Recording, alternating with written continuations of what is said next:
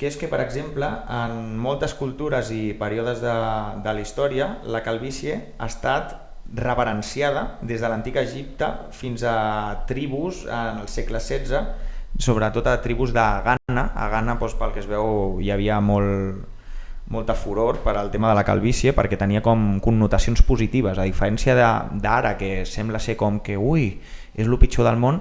En aquest cas era com signes de virilitat, de força, de seguretat en un mateix. O sigui, algú que tenia cabell i es rapava era com que era tan segur de si mateix que una persona era molt més respectada sent calva, per dir-ho d'alguna manera, que no pas anant amb una mata de cabell increïble. Llavors, els caps, com hem dit, sense cabell o afaitats, representaven això, el refús a la superficialitat, era com un ritual tot. I també, a més, això s'associava a la divinitat, és a dir, als déus.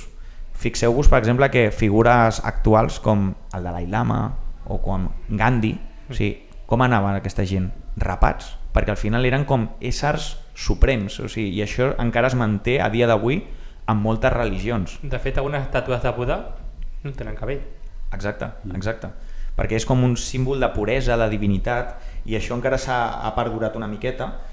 I fins i tot en el tema del cristianisme, moltes vegades en pintures de fa moltíssims anys, de segles passats, Jesucrist o la Verge Maria apareixien sense cabell, perquè eren figures tan sagrades que el fet de que fossin dibuixar les calves els hi donava aquest toc extra de divinitat que feia falta en aquella pintura. I